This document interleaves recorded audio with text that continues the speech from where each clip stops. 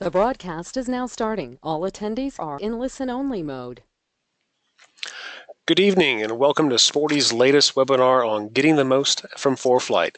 This evening we have Angela Anderson, the Director of Marketing from ForeFlight, who's going to share with us some advanced tips for aviation's top app. One quick reminder that this webinar is being recorded and will be posted for review later this week. So if for some odd reason you get distracted or want to go back and go over some of those amazing features that you heard about, you can do so by going to sportys.com/webinars. With that in mind, I'll hand it over to Angela down in the great state of Texas. Angela, thank you for being here tonight. Howdy, y'all. Thanks for having me.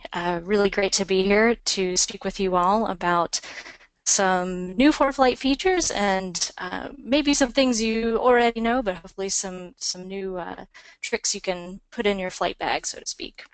All right, so tonight I'm going to do a quick tour of some of our newest features. Then we'll go through a little exercise of talking about how to pre-flight your digital flight bag. We'll explore a little bit on the movie map display and go through a little sample flight and point out some feature highlights along the way. And then at the end, we'll wrap up with a couple of pointers on Debrief and a little detail about the Logbook feature. All right, away we go. I grab a sip of water just real quick here. All right, what is new at ForeFlight? First thing I want to talk to you guys about is something we call color inversion. And what this allows you to do is to darken the display for charts, plates, and documents, and that's approach plates and taxi diagrams. You can see the example here. It's really cool, actually, what our dev team was able to accomplish with this. So the inversion only affects the black and white colors that you see on the charts. And with what we call color-safe technology, it's preserved the standard chart colors that are presented according to the legend. So it's all the colors that we're familiar with. And we're going to talk more about this color inversion feature and talk about how to access it and set it up later in the presentation. Another new feature is another satellite layer, color IR satellite layer.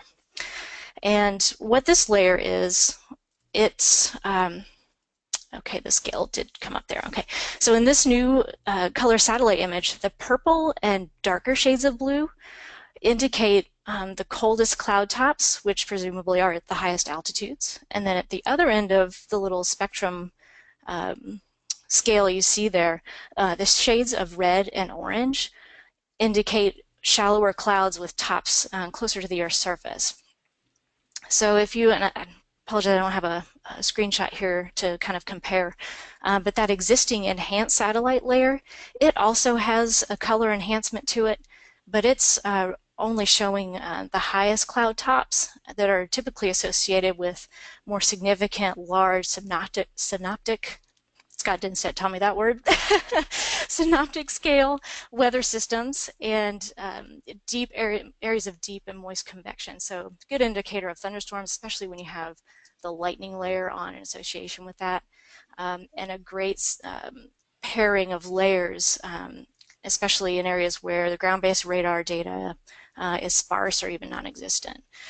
So in any case, the new satellite layer takes that highest cloud top coloring that on the legacy layer, takes it a step further and colorizes the entire satellite layer based on discrete cloud top temperatures, so the layers throughout. All right, so that's available for your planning. Another recent feature is our destination weather frequency callout. So approximately 20 nautical miles from your planned destination, we will present, or ForeFlight presents, a little banner with your destination airport, the weather frequency. And it pops up there, and then you can tap to close it out, but it'll stay there until you take that action. And depending on, it will change when it actually appears depending on your altitude. And you can see the approximate math there. And we'll see more of that feature a little later in the presentation. On the logbook front, we have something we call logbook entry summary. So from within a flight entry, it's very important for this feature to add all those great photos that you take on your flying adventure, add those to your flight entry, and then when you tap the share button, it will create, ForeFlight creates a beautifully designed little web page with your flight route and then all the photos that you've taken, and a little synopsis of your trip. And it's a social media friendly link, so very easy to share with friends and family and fans, keep them apprised of all of your flying adventures. And we're going to talk a lot more about Logbook at the end. Okay, the next item is we just recently announced our integration with the SiriusXM SXAR1 portable aviation receiver. So a really wonderful satellite weather option for ForeFlight. And we'll take a little closer look at this as well. The great thing about satellite weather, as opposed to, say, ADS-B as a source, there's no line of sight restrictions. So coming from space, you typically get reception at all altitudes and even on the ground. With SiriusXM, there's full CONUS coverage, plus most of Canada, so it really expands the coverage area outside of what you would see with ADS-B. Really smoking deal right now on the SXAR1, normally priced at retail is $699, priced right now at $499. There's an additional $200 rebate that SiriusXM is offering, so that gets you down to $299 after the rebate. Really great deal. And then there's a pilot for ForeFlight subscription, monthly subscription that goes along with that. And we're going to look in more detail about all of the weather products that you would receive in that subscription, and that runs $39.99 a month. Also on the connectivity front, we announced integration with Garmin Flightstream 510. So this is in addition to, we already had the 110 and 210 under our belt. Now we support the 510. And if you're not familiar, it's an add-in to the GTN 650, 750 series avionics, giving you that wireless connection point for your mobile devices. And ForeFlight will display all the ADS-B weather, traffic, GPS position, AHARS as well, so for a split screen attitude view, and also if you have synthetic vision, that AHARS looks really pretty cool, getting that pitch and bank motion in that view as well. And two-way flight plan transfer. Okay, and we also continue to develop our web planner. If you have not tried it lately, I encourage you to do so. You can go to any page of our website, foreflight.com, click the login button, use your existing ForeFlight mobile credentials, and that gets you into the web planner. You can do all of your planning, file brief, manage aircraft profiles. There's some logbook aspects, which we'll talk about later. And then most recently, we've added the 100 low lead and Jet A fuel price layers, the FBO directory, and something we call METAR previews. So you can simply hover your mouse when you've got a METAR-based weather layer turned on. You can simply hover your mouse over the weather station, and this little pop-up view comes up with a quick preview of the current METAR. Okay, that's all I have for the what's new. So let's move on and dive into some discussion about pre-flighting your digital flight bag. And I say that as opposed to specifically pre-flighting your iPad or your electronic flight bag, because it's become so much more, right? It's not just your iPad, it's other mobile devices. You could be an iPhone, or it could be a Stratus, or the SXAR1, or your panel mount avionics. It's expanding beyond just having the iPad. And I have a couple of kind of interesting statistics through the presentation here I hope you find interesting. And I want to start this discussion to say that the AOPA and FAA is a part of a separate project, did a series of surveys last year, and they found that over 80% of general aviation pilots routinely use an electronic flight bag in the cockpit. This is becoming it is a real tool that folks rely on to operate efficiently and safely as part of their flying missions. So it's important, I think, to think about it in a serious way. The mobile devices that you use in the cockpit in your flight bag are like any other aircraft system, and they should be part of a normal checklist process, just like you would with any other avionic system or aircraft system. So I put together some thoughts and some recommendations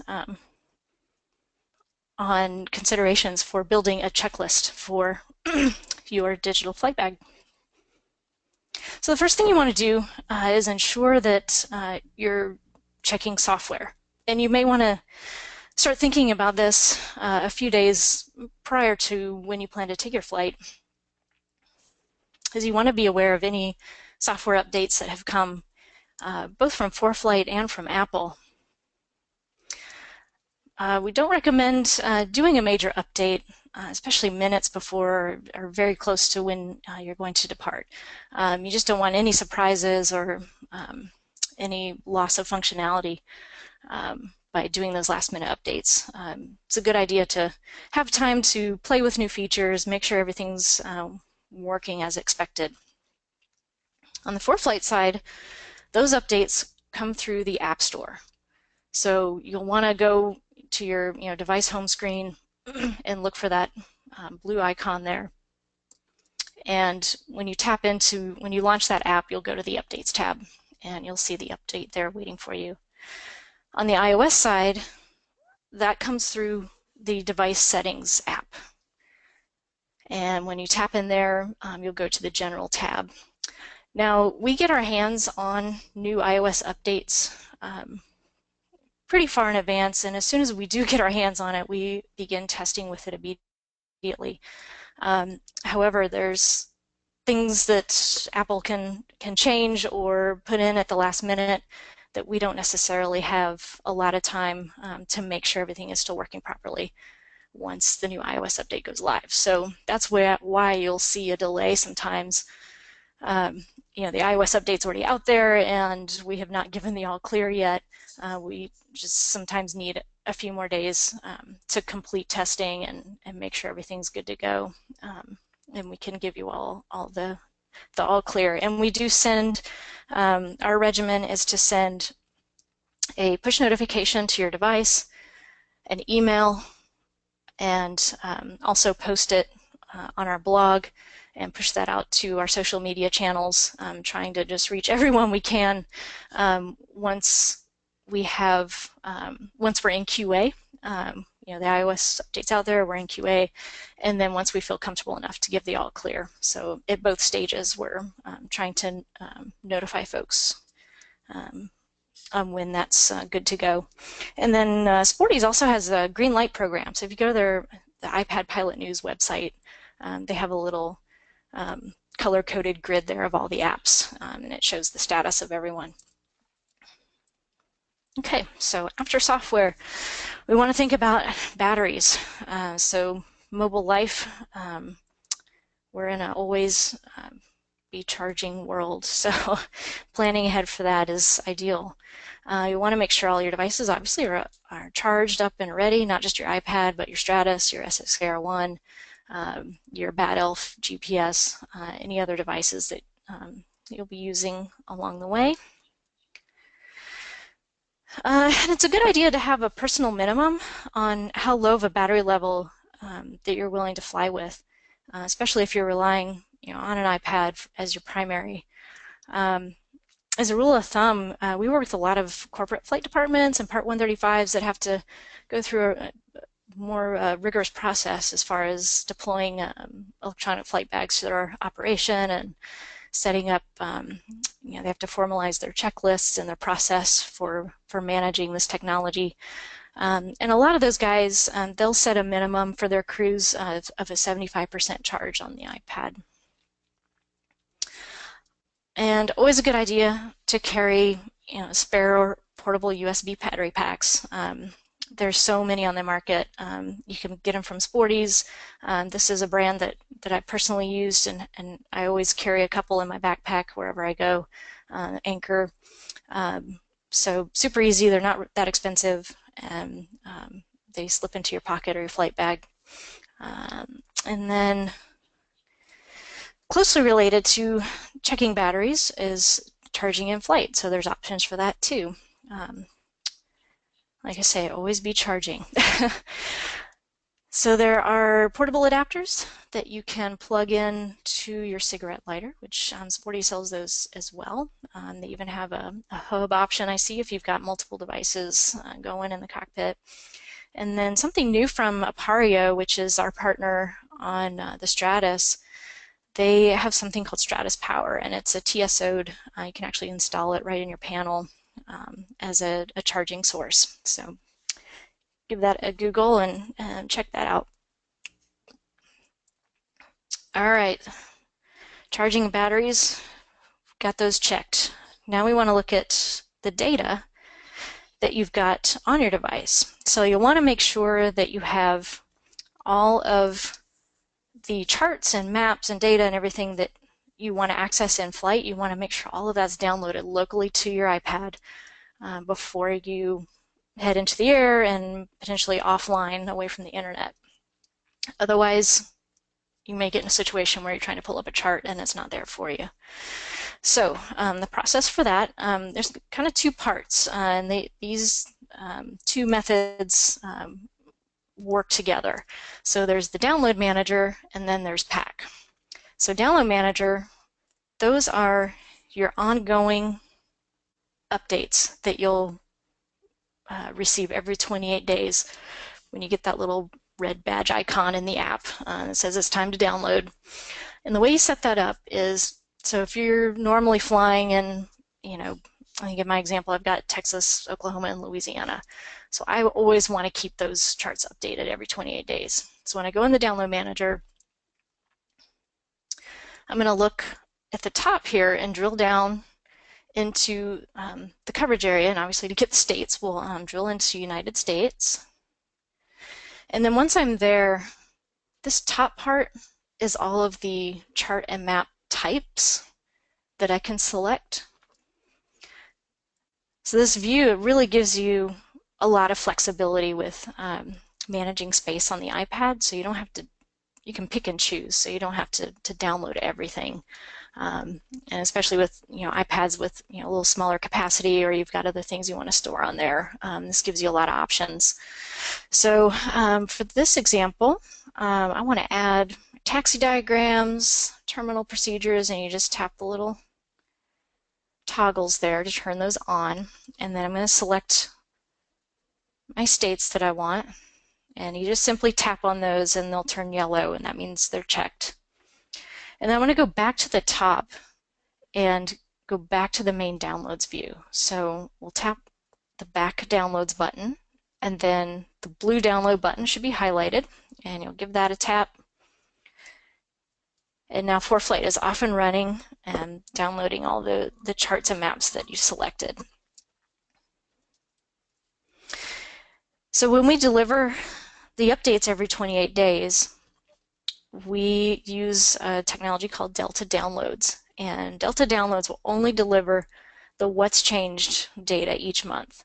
So that means it's not downloading the whole data set over again. And this has resulted in anywhere from 70 to 90% reduction in download time, and as well as a significant decrease in the storage footprint during the data cycle changeover. So when there may be data from both cycles hanging out on the iPad waiting for that data cycle changeover. Okay, so closely related to the download manager is Pack. And you can think of Pack as like a trip kit. So if you're planning a flight outside of your normal flying area, so in my case, Texas, Louisiana, Oklahoma, you're going to need, obviously, charts and maps that you haven't downloaded yet. So Pack makes it really easy from the maps view, and we're in the route editor. And the little suitcase there, it'll have an exclamation point alerting you to the fact that based on the route you have planned in there, you're missing some data. So Pack will analyze that route, and it's looking at a 50 nautical mile wide corridor, so 25 nautical mile either side of your route line, along the route, and then 100 nautical miles in diameter around the departure and destination airports. And so as we see here, it's presenting some missing VFR charts and terminal procedures, and it will also gather the latest weather reports, TFRs, airport NOTAMs, fuel prices as well. And so it'll gather all that data, and then all you have to do is tap. You can download each line separately, but the easy way is just to tap the Pack button in the lower right. And then away it goes. It'll start downloading everything. And then these areas, so we've got Memphis here, so we're downloading Tennessee and other states there. And so once the next data cycle happens, the ones that are not selected in the Downloads Manager, the extra charts, they will drop away after the data cycle changeover. And always a good idea to run Pack just before you walk away from Wi-Fi, and that'll ensure that you have the latest weather reports and NOTAMs and all of that to refer to while you're in flight, and kind of in that interim before you, especially with ADS-B, before you, kind of get up in the air and get reconnected to your weather source. And kind of a side note on Pack, so there's not a special place to access the Pack data. It just shows up in all the normal access points. So the plates view and the airports tab, the procedures that are there, the drop-down overlays in the maps view, it's all accessed in the same place. It's just temporary. Okay, so we've got all our data packed. Now the next item on our checklist is to check your backup. Good idea to think about what this might be. Could be a spare iPad, could be an iPhone, could be paper. But just putting it on your radar, so to speak, to think about what that backup might be in case your primary fails. We're all about redundant systems as pilots, and then you'll want to run through all the software and data checks for each of those additional digital devices. Okay, next is to set your wireless connection. So once you're ready to take flight, if you have I recommend going through the device settings app to do all of this, just so you have, there's another feature on iOS where you can do from the lock screen, you can swipe up to access the radio buttons. But I recommend going to the device settings app. That way you see exactly what you're connecting to. It's a little more difficult to see in the swipe up mode. So you'll want to, if you have a cellular iPad or even on an iPhone, if you go into airplane mode, it will turn your cellular radio off, but leave the GPS on. So that will give you the position data you need for the moving map display. And the nice thing about that is you're not eating up your data plan while you're up in the air, but still getting the benefit of having a GPS source. There's a lot of folks out there that fly with the cellular on and works pretty well to still retrieve weather information through cellular internet. Probably not extremely reliable, or maybe as reliable as another source, either through panel mount avionics or a Stratus or SX Air one. It's just something to be aware of. And then if you're going to connect to another device, either panel or portable, you can tap individually into Bluetooth or Wi-Fi or both, depending on your setup. You can turn those networks back on and then connect to the avionics that you want to connect to. Okay. And kind of a side note on connectivity. So I just wanted to flag for you. These are the partners that we work with in regards to, we've got the mandate coming down the line. I'm going to talk a little more about some connectivity options, I think, later in the presentation here. But just so you're aware, these are the partners that we work with that produce a mandate compliant solution. And there's various ones, Stratus ESG, Garmin through the Flight Stream, the ForeFlight Ranger series, and the links as well. And all the details are foreflight.com/connect if you want more information on that. All right, last step of the checklist, secure and stow devices. We all know that loose items are a hazard, so it should be good to have a plan for where you want to secure or stow your mobile equipment, just to make sure it's not slipping under a seat at an inopportune time, or not exactly where you thought it would be when you go to reach for it. So especially in critical phases of flight. So it's good to build this this step into your muscle memory of where the devices go in certain phases of flight. And we've got some great examples from some of our customers who've posted images online. There's obviously a variety of methods to secure the devices, suction mounts, yoke mounts, knee boards, all personal preference. And if you're looking, Sporty sells options. There's a company called MyGoFlight as well. There's a lot of variety now that this is all mainstream. There's a lot of options out there for mounting, so take advantage of that.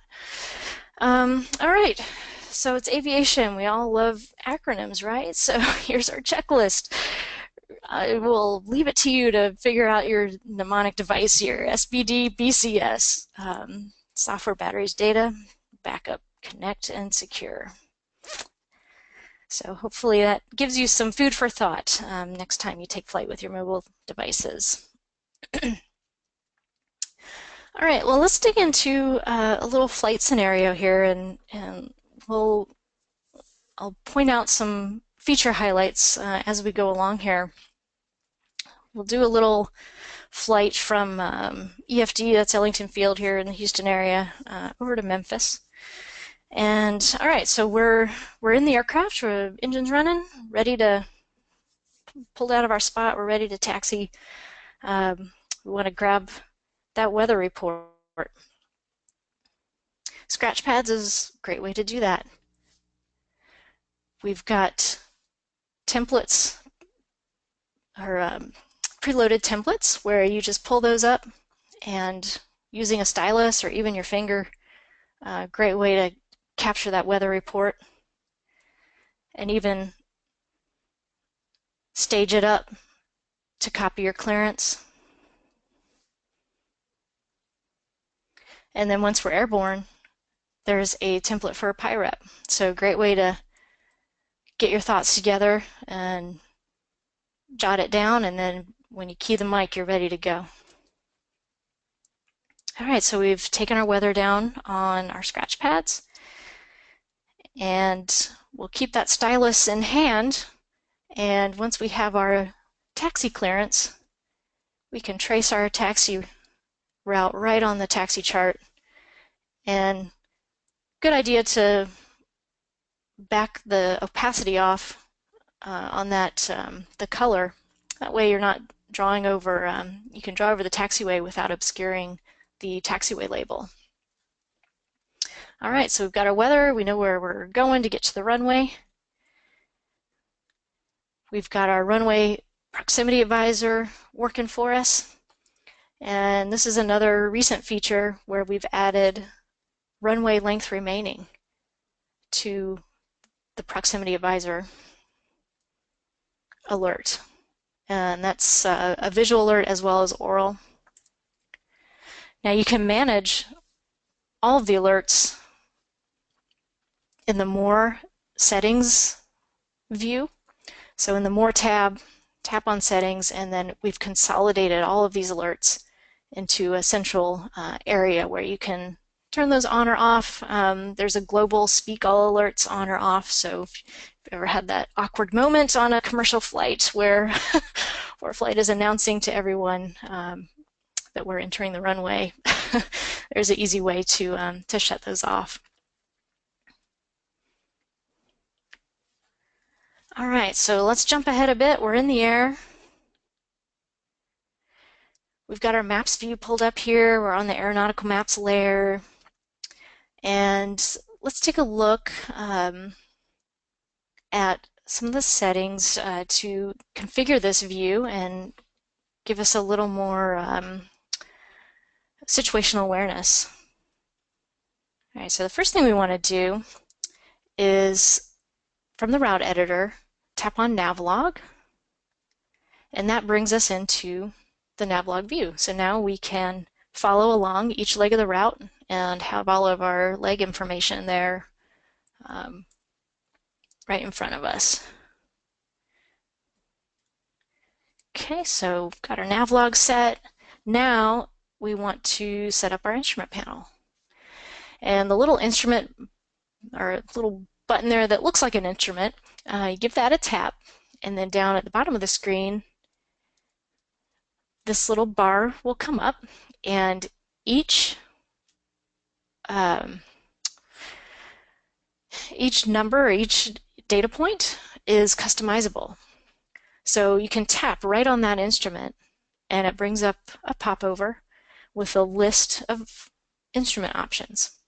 So you just tap the one you want, and it'll highlight yellow, and that means that's the one you've selected.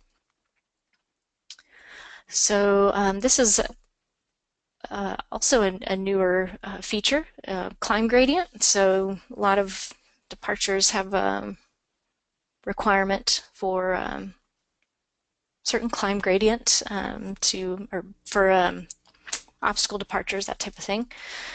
So it gives you a quick view of maintaining that appropriate performance. And then you can just go across the line here and swap out any of these instruments that you want. And I like to know where the nearest, how far I am from the nearest airport, so get that one switched out.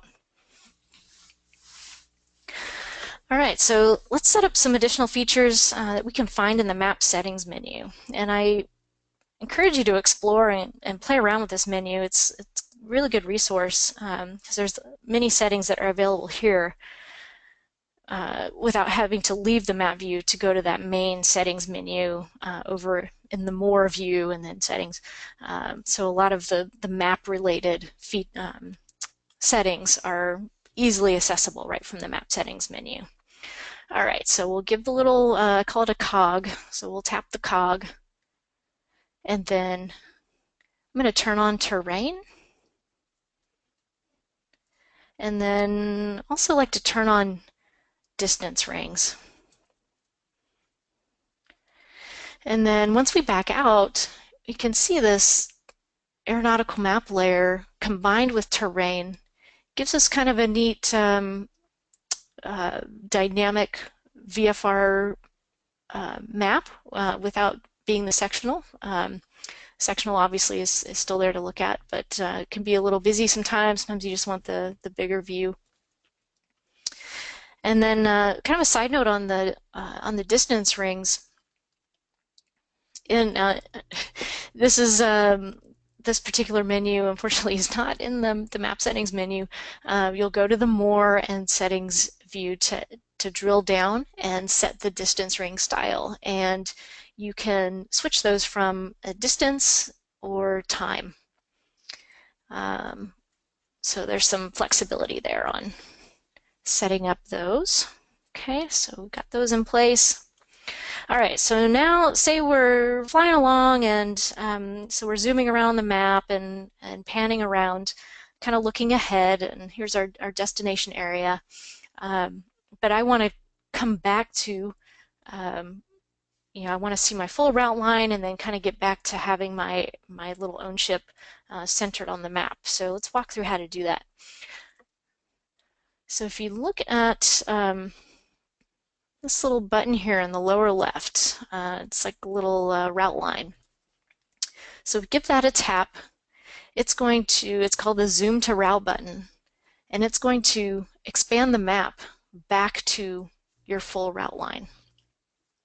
So now we're getting reoriented after our kind of panning and zooming in. But now I want to get back to, I'm a track up person. I know there's kind of debated topic. Are you north up or track up? I prefer track up. So this little crosshair button in the upper right, if you give that a tap, it's going to scoot the map over to whatever you have set back in the map settings menu as your auto center mode. So if it's north up or track up centered, it would snap to that preset. So with a couple of taps, we're getting reoriented with the route line, and we're recentering our aircraft position on the map. Okay. All right, so let's talk a little bit about in-flight weather traffic TFRs. We've already talked a little about connectivity and the sources for that type of data.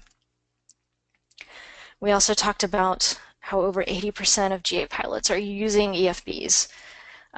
This is becoming ubiquitous. The iPad was introduced in 2010, so in just a few short years we've had huge adoption rate, so much innovation in general, and this technology is having an impact. The latest AOPA or AOPA Air Safety Institute NAL report, I don't know if you're familiar with this, but it's a report that does some analysis on aircraft accidents. And in the latest one for 2013, there's a delay as they go through all the data. It takes time for them to generate these reports. They reported 21% decrease in weather accidents.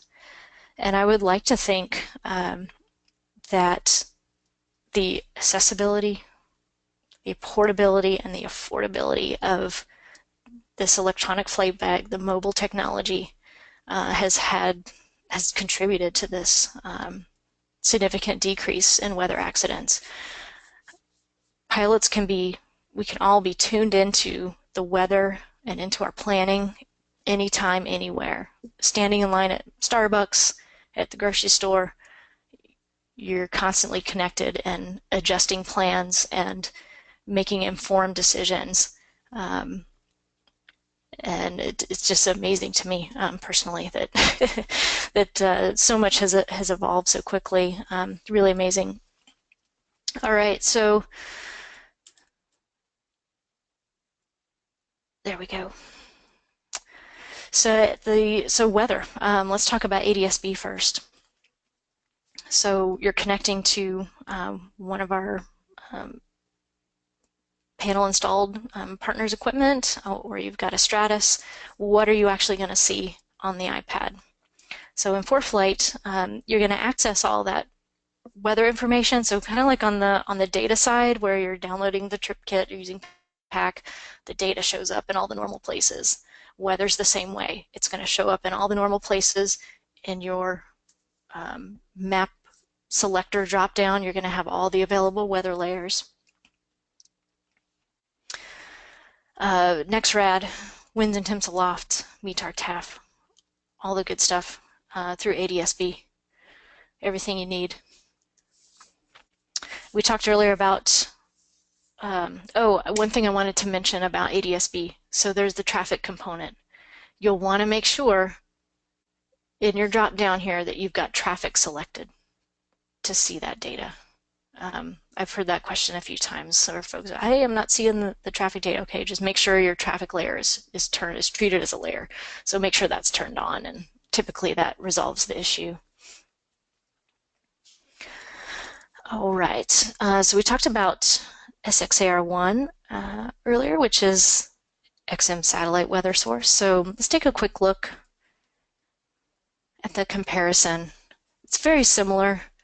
The big thing you're going to see, and I have on the next slide, I have a comparison of the radar, so we'll take a look at that. The big thing you'll see is the storm cell attributes. So it shows a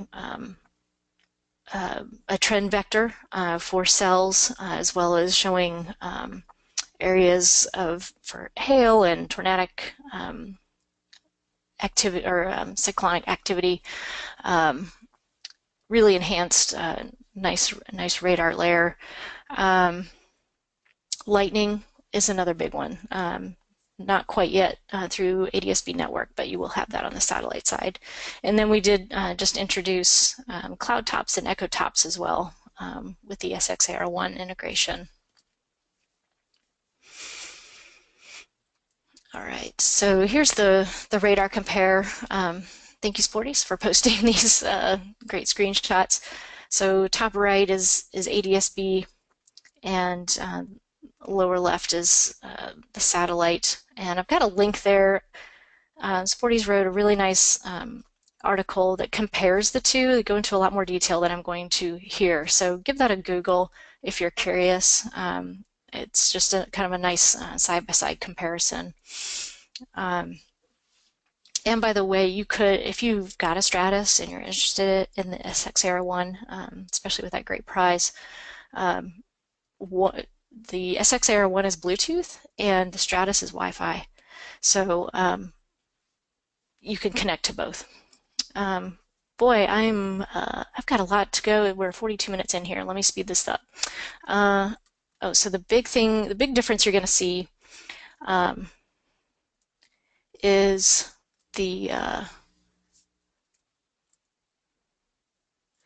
with satellite, you're getting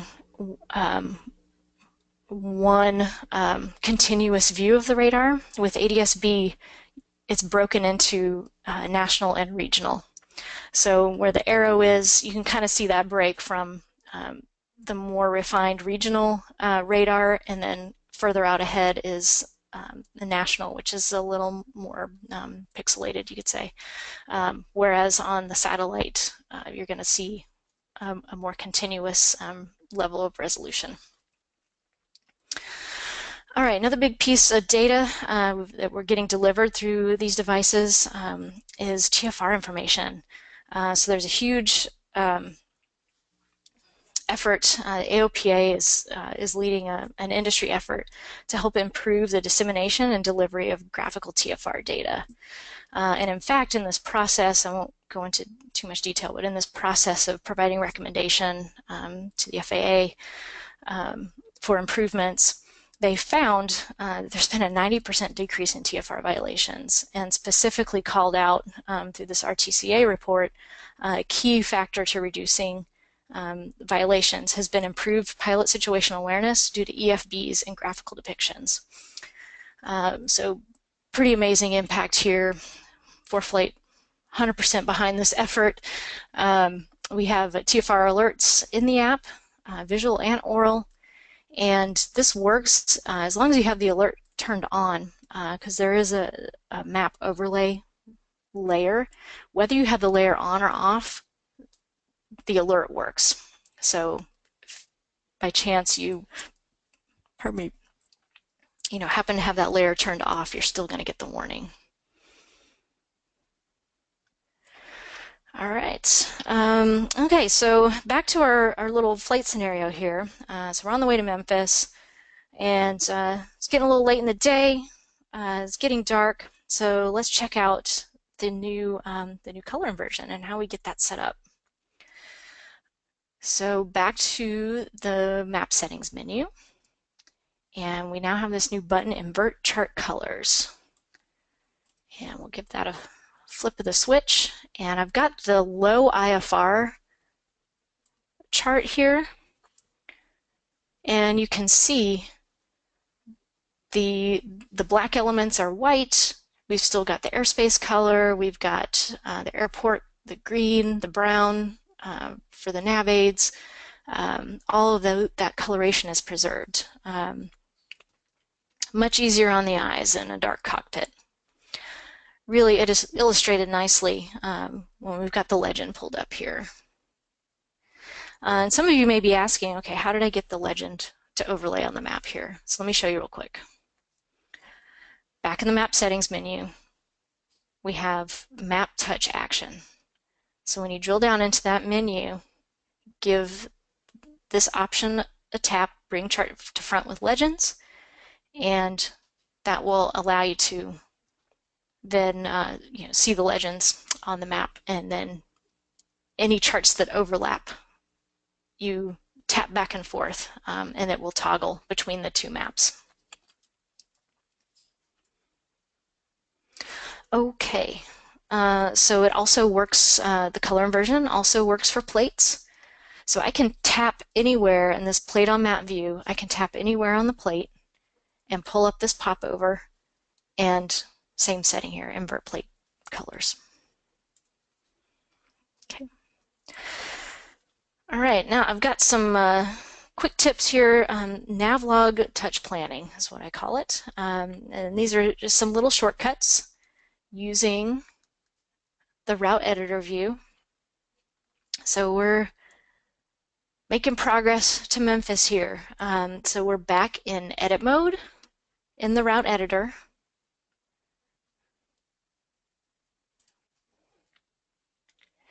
And each of these elements in the route editor is tappable. And that's kind of a rule of thumb with ForeFlight, is pretty much everything is tappable. So great opportunity to couch fly and just tap everything. You might find some Easter eggs. So we're going to tap on the element that defines our approach plate, our approach procedure into runway 9.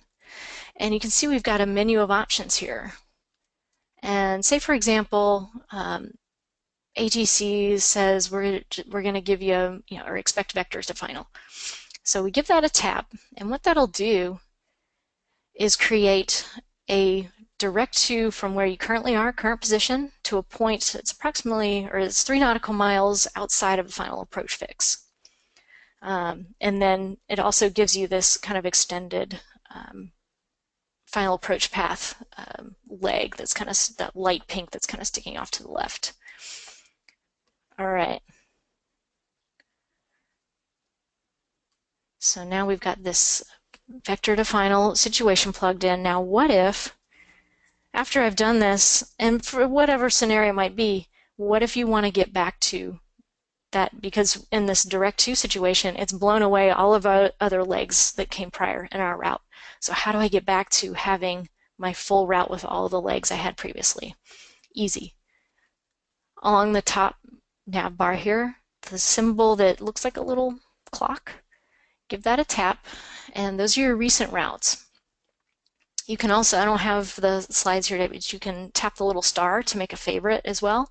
But just in this situation, I'll show you the recents view.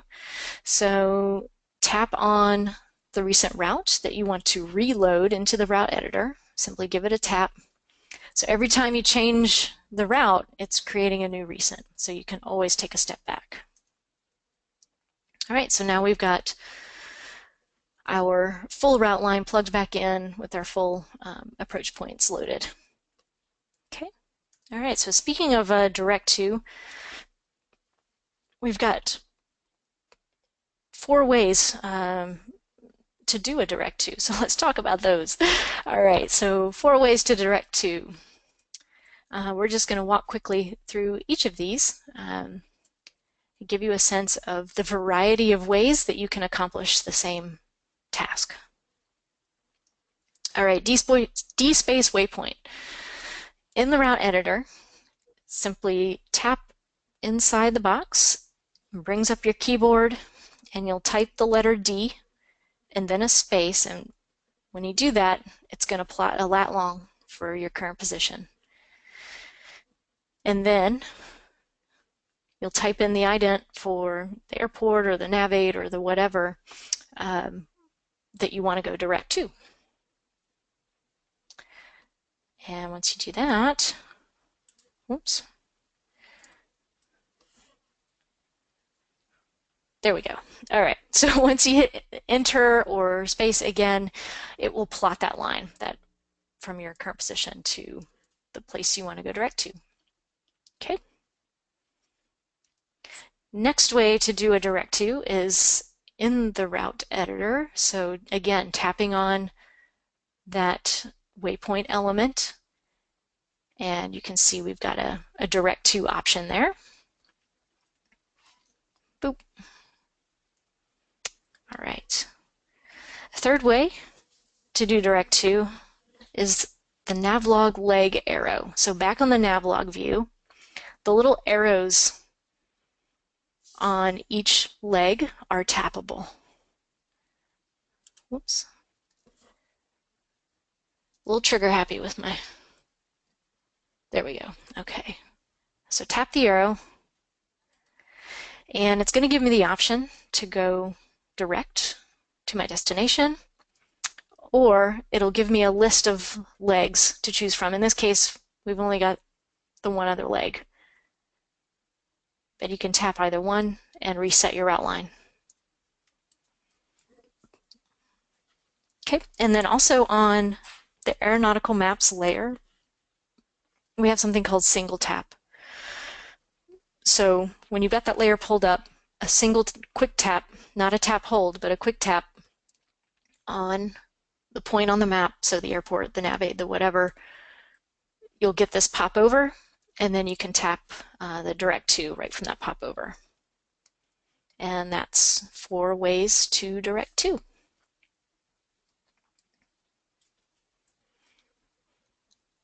Okay, destination weather. So we already talked about that previously.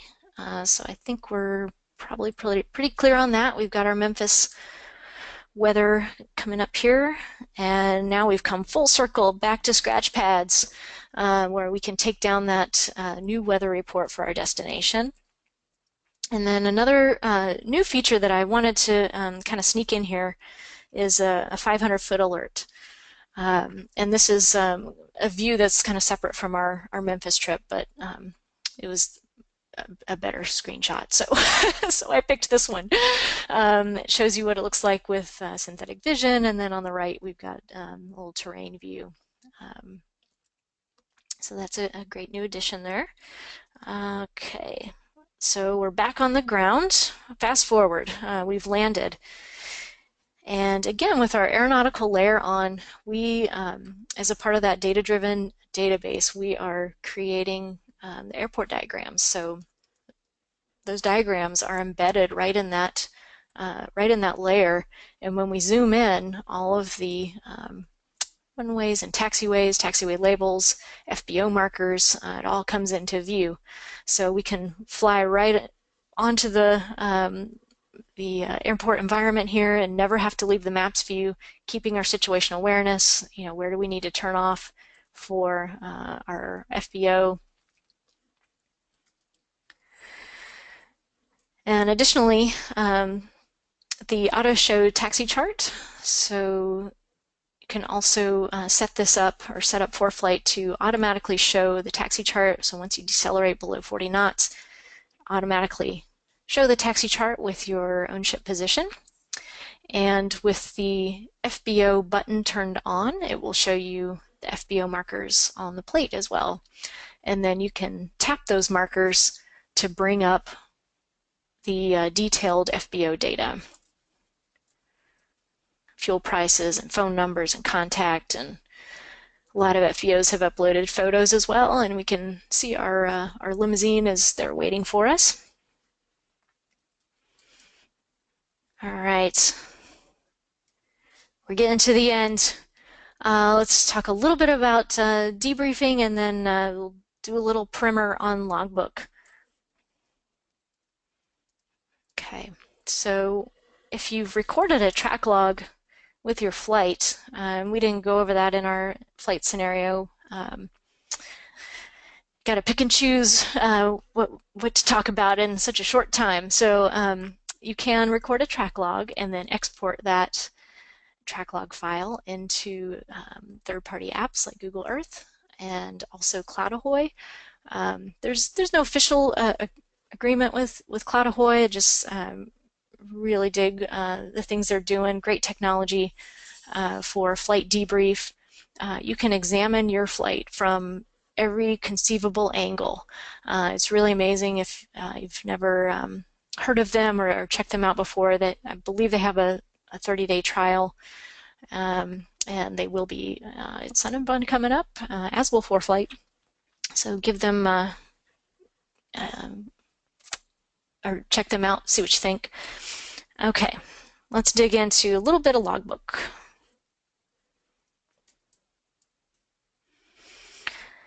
Okay, so Logbook you can access it on iPad and iPhone, and there's also some web components, which we'll talk about. And when it comes to recording your flights, there's basically four ways to get flight entry data into the Logbook. So we'll just take a quick look at each one. So the manual way, once you're in the Logbook view, there's a little plus button in the upper right, and give that a tap and tap New Flight, and it opens up a new flight entry view, and you would simply tap into each field and add the data that you need to add for that entry. There is a settings menu for Logbook, and when you explore that area, you'll see all of the different types of fields that you can show or hide in new flight entries. So if there's information that you don't want to see, like tracking duty time, you can turn that field off and it will collapse the view down on your main flight entry, so you're not bothered with areas that you're not tracking data for. You can also create custom fields. A lot of variety there to set up any custom fields that you would like to really customize the types of things you want to track. There's even a comments box where you can freeform type any notes about a flight. Gives you a lot more room. It's one of those things, digital over paper gives you a lot of room to write over. Sometimes you only get that tiny little square, and you're trying to write a bunch of information. Okay.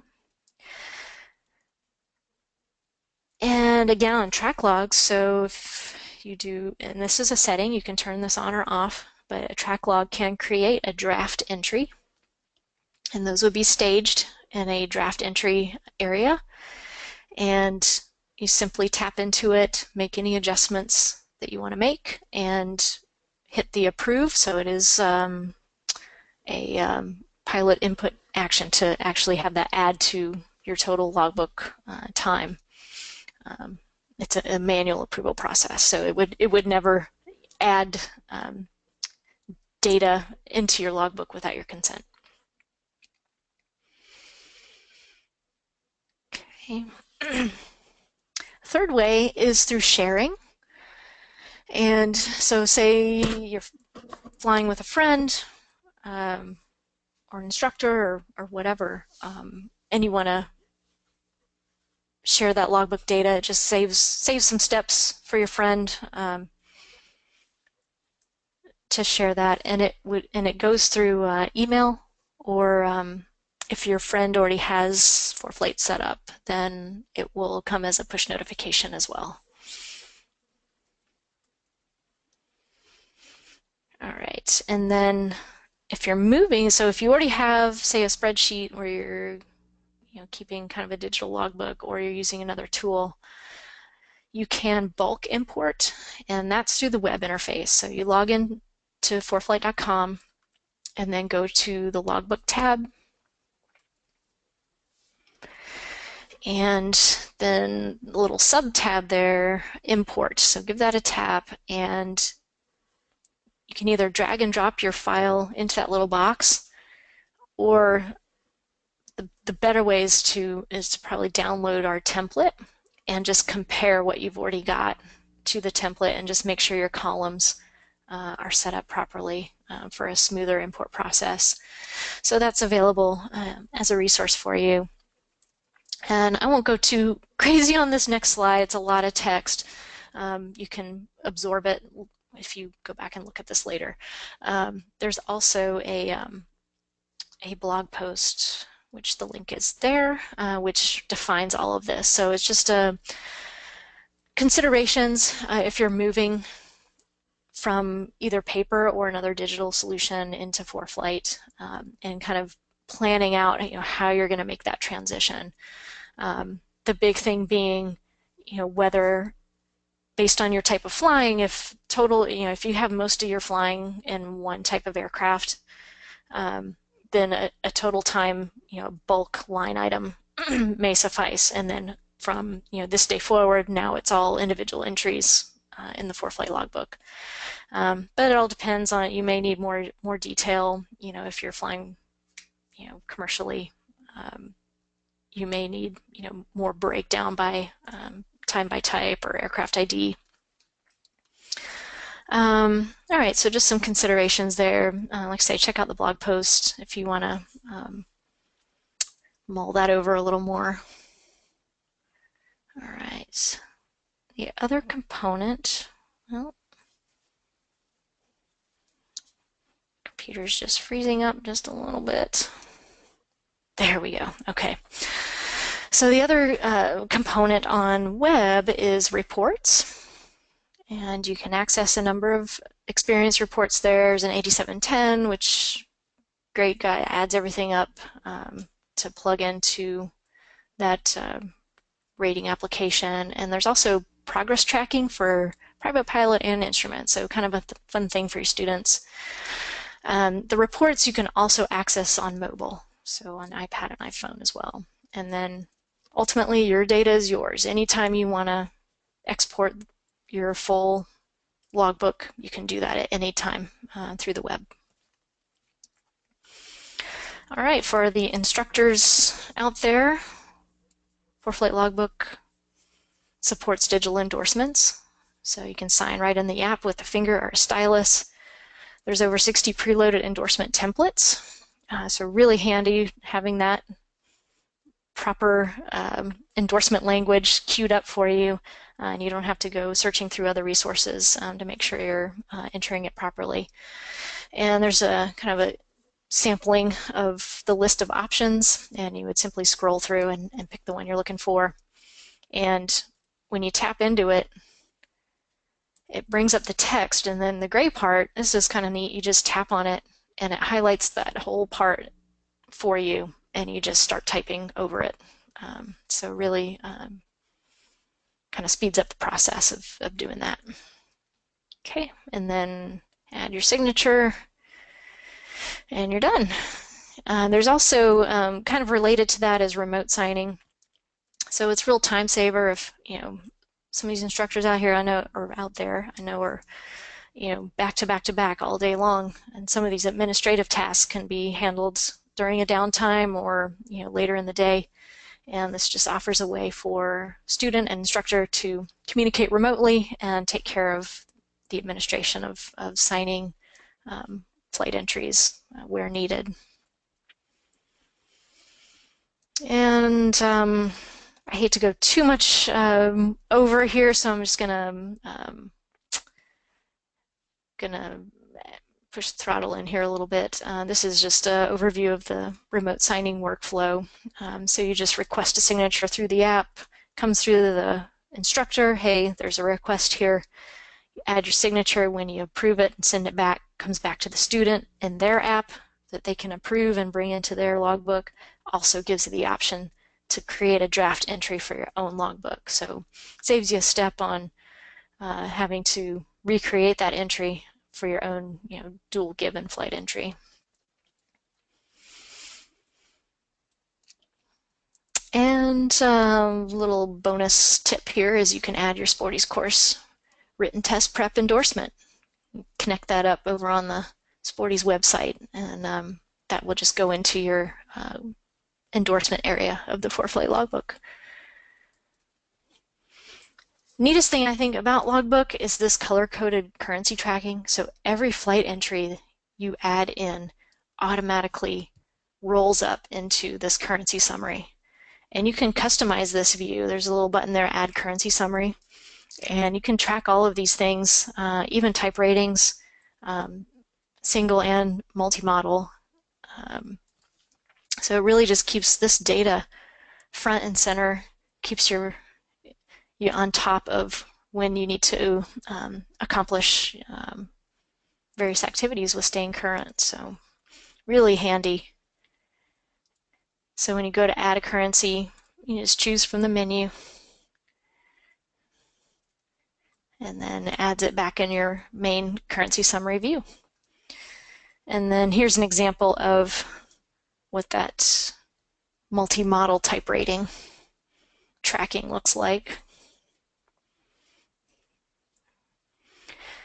And another little helpful bit on currency is what we call currency details. So when you tap into a currency, it's going to show you which flights are contributing to that currency, and then also any flights, if it's looking like, hey, that's not quite adding up right, you may be missing, some data point in that flight entry. So it's going to present to you a list of entries that are not contributing to the currency that may be a candidate. So really easy access to drill into those flight entries, make sure all the data is there for it to track properly. And it's just a way to kind of save you steps, keep your currency accurate, keep your flight logging accurate. So a really handy feature there. And most importantly is customizing your flight entries with photos. Really satisfies that sentimental aspect of flying and recording your journey as a pilot, and makes your logbook entry summary really dazzle when you share that out on Twitter and Facebook. All right, so just one more way to customize that logbook. All right, coming down, I promise, coming down to the end here. Ways to learn more. Man, we get this question a lot. So hopefully you've learned more during this webinar. I feel like I rushed a little bit. But beyond these webinars, which we hope to do more, we have now, I'm really proud to announce that we have our video library set up on our website. So if you click on the Support tab and then click Video Library, we have created a number of playlists, and as you can see here, essential tools for beginners if you're just starting out, our webinars, and then our rolling playlist of what's new, so any new features that are coming, and there are more coming. Those will be right there front and center, keeping you up to date. And there's even, since we just talked about Logbook, there's even a Logbook section that will walk you through more detail on using that feature. Pilot's Guide, you can download that in the app. I know no one likes to read the guide or the instruction manual, but it's a nice guide. Look at all the pictures. It's an easy read and it's searchable, and a lot of detail on drilling down into specific features. So great resource to have, you know, right on the app, next to any other documents that you've imported. POH, your avionics manuals. Sky's the limit on what you can have access to there. All right, and then our trusty pilot support team. How can we help? We're on frequency 7 days a week. Shoot us an email. We'll get back to you very fast. All of our pilot support team members are pilots.